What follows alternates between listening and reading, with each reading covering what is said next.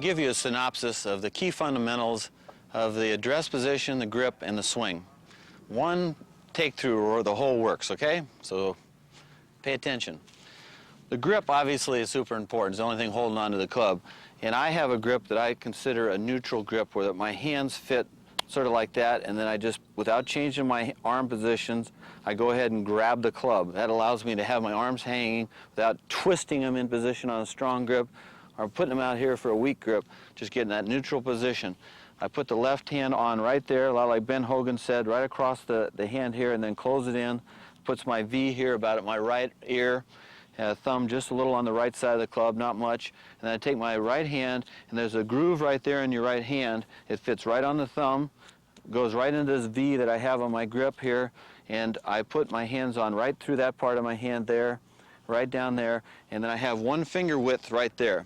That's sort of important. This is a key part of your grip, I believe, for power, because that finger, John Daly, by the way, puts 2 finger widths there, more than anybody else. But if I was going to break this club in half, the shaft, and tried to do it with my finger this way, I could bend it that much right there. If I put it down as much as I do, I could bend it that much. If I put it like Daly, I could snap in half if I wanted.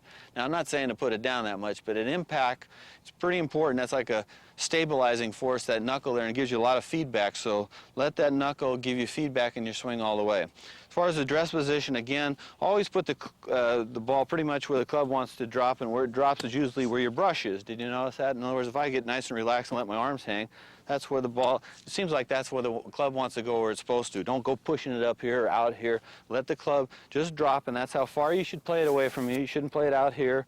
You shouldn't play it in here. Just extend your arms after you get in this position and drop them. That's where you should be. I said weight is 50-50, knees nice and flexed, a lot like you're going to jump.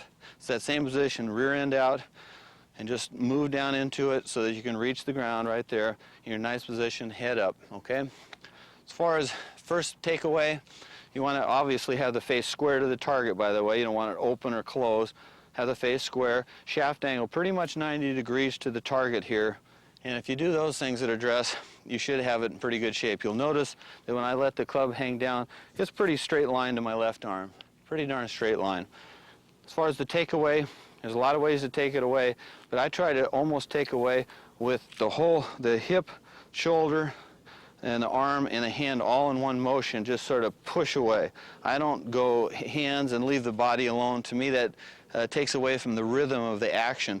I try to let even my knee and hip, shoulder, arm, and hand all just sort of push away and turn nice and level. So the key position here is halfway back. Check that. Make sure that that club's extended sort of nice. If you want to add a little wrist like I do early, that's fine. And then that's your one key position. Check that. You'll notice your knee now has gone from here